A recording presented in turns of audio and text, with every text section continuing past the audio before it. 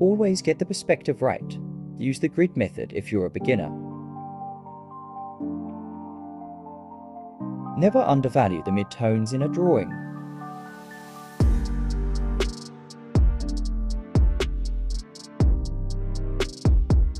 Keep in mind that in realism, there are no visible lines. A good portrait is not just a visual representation of a person, it will also reveal something about the essence of the person.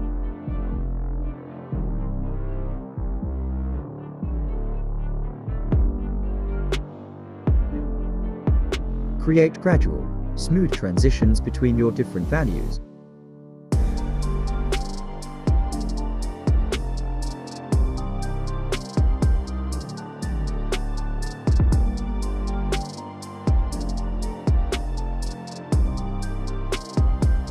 Work from dark to mid to light tones.